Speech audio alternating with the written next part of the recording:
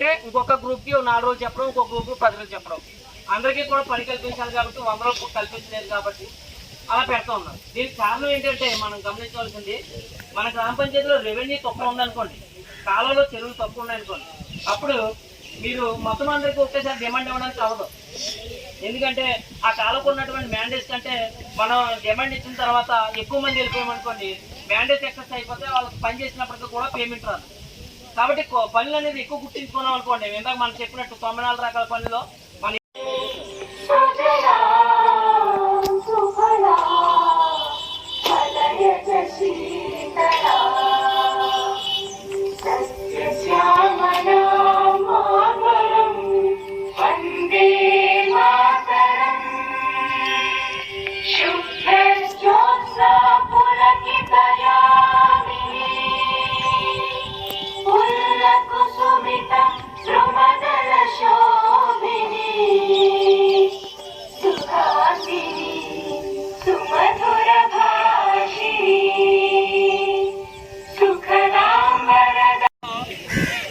PRA map అనేది వేయడం జరిగింది.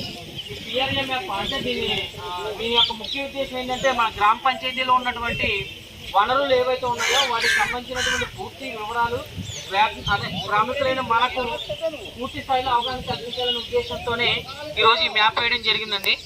ముందుగా ఈ మ్యాప్ వేయడానికి మేము ఉదయాన్నే వచ్చి మాతో సహకరించినందుకు ప్రతి ఒక్కరికి కూడా ధన్యవాదాలు తెలియజేస్తున్నాం. ఇక్కడ మాతో పాటు ముగ్గురు వేయడానికి, ఈ రంగులది వేయడానికి వచ్చిన వాళ్ళు ఎంతమంది ఉన్నారో ఒకసారి చేయొచ్చండి. గట్టిగా వీళ్ళందరూ కూడా చప్పలు కొట్టాలి, మిగిలిన వాళ్ళందరూ కూడా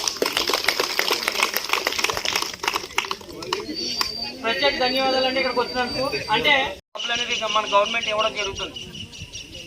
తర్వాత మన గ్రామ పంచాయతీలో ఉన్నటువంటి రోడ్లు ఉంటాయి, ఆర్సీబీ రోడ్లు, మట్టి రోడ్లు అంటాం.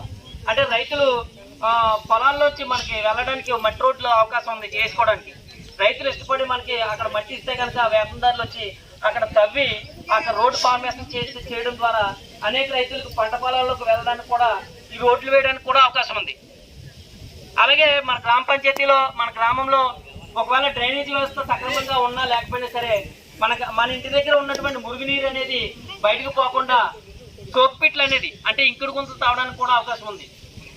అంటే ఇంటి దగ్గర ఇంకుడు గుంత తవ్వుకుంటే కనుక మన వేస్టేజ్ వాటర్ కూడా ఎక్కడికి వెళ్ళదు, భూగర్భ జలాలు ఎక్కువ కూడా నెక్స్ట్ తరాల వాళ్ళకి కూడా నీళ్ళు అందించిన వాళ్ళు అవుతాం. ఈ సోక్పిట్లు అనేది కూడా చేయడానికి మన ఉపాధి హామీ పథకంలోనే అవకాశం ఉంది. అలాగే చెరువు పనులు, కాలువ పనులు మీరు ఎలాగో విధంగా చేస్తున్నారు, కానీ తర్వాత 307 రూపాయలు వచ్చే విధంగా పనిచేయాలి. తద్వారా మీ అందరికి కూడా 100 రోజులు కల్పించడానికి అవకాశం కుదురుతుంది. ప్రతి ఒక్కరికి కూడా 307 రూపాయలు రావడానికి కూడా అవకాశం ఉంటుంది అన్నమాట. అర్థమవుతుందండి. అయితే ఇక్కడ మన గ్రామ పంచాయతీలో చూసుకుంటే కనుక మనకి ఏదైతే గ్రూపులు ఉన్నాయో మనందరికీ మీ వారంలో ఒక గ్రూప్కి ఒక 10 రోజులు చెప్తే మళ్ళీ ఇంకొక గ్రూప్కి ఒక 10 రోజులు చెప్పడం, లేదంటే ఇంకొక గ్రూప్కి 4 రోజులు చెప్పడం, ఇంకొక గ్రూప్కి 10 రోజులు చెప్పడం.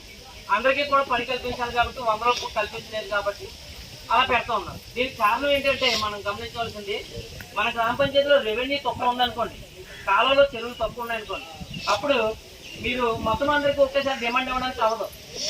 ఎందుకంటే ఆ కాలంలో ఉన్నటువంటి మ్యాండేట్స్ కంటే మనం డిమాండ్ ఇచ్చిన తర్వాత ఎక్కువ మంది వెళ్ళిపోయామనుకోండి, మ్యాండేట్స్ ఎక్సెస్ అయిపోతే వాళ్ళకి పని చేసినప్పటికీ కూడా పేమెంట్ రాదు. కాబట్టి పనులు అనేది ఎక్కువ గుర్తించుకున్నాం అనుకోండి, ఇందాక మనం చెప్పినట్టు 94 రకాల పనుల్లో మన మొక్కలు అనేది కూడా ఇవ్వడానికి సిద్ధంగా ఉంది. అలాగే రైతులకు ఏదైతే గడ్డి పెంచుకోవడానికి కూడా అవకాశం ఉంది. అంటే పశువులు ఉన్నాయి అనుకోండి, మా బయటికి ఎక్కడికో కూడా గడ్డికి వెళ్లకుండా గవర్నమెంట్ స్లిప్లు ఇవ్వడం నుంచి గబ్బు తవ్వడం కానించి వాటన్నిటి కూడా మెయింటెనెన్స్ ఇస్తూ ఎదురుకి గడ్డేసుకోవడానికి కూడా మనకి ఉపాధి హామీ పథకంలో అవకాశం ఉంది. అలాగే క్యాటిల్ షెడ్యూల్ రూపంలో, అంటే గతంలో మన పశువులకి సంరక్షణ అనేది సక్రమంగా ఉండేది కాదు. ప్రతి సంవత్సరం కూడా మన పాకలు అనేది నిర్మించుకొని ఉండేవాళ్ళు. గాలి వానలు రావడము, ఆ పశువులకి సంరక్షణ లేకపోవడం వల్ల మన ఉపాధి హామీ పథకంలో ఏం చేశారంటే ఈ క్యాటిల్ షెడ్లు అనేది కూడా ఏర్పాటు చేశారు. అంటే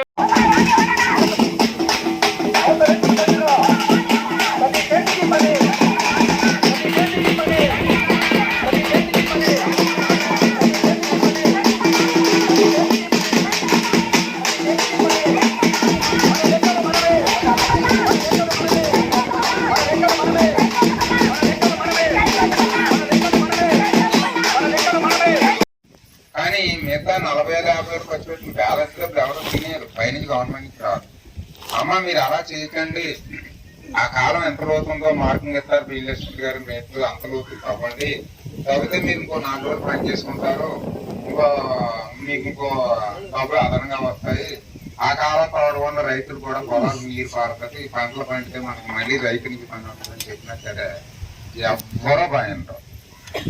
ఈ మధ్య మళ్ళీ ఇంకోటి మీరు గమనించారో లేదా కానీ గతంలో కాలంలో 2007లో 11 మొదలెట్టినప్పుడు 3 మీటర్లు 4 మీటర్లు ఎడల్పున్న కాలువలు ఈవేళ 1.5 2 మీటర్లకు మీటర్ ఎడల్పు. మీరు గమనించారో లేదు. మనం ఏం చేస్తున్నాం, డబ్బులు సెంచరీ మట్టి కూడా అంచనా వేసుకుంటూ వస్తున్నాం లోపల పట్టి. అటు నుంచి రైతు ఏం చేస్తున్నాడు, టెంపరీ కొంటా వచ్చి ఏదో మొక్క అటు మొక్క కొబ్బరి మొక్క వేసుకుంటాం.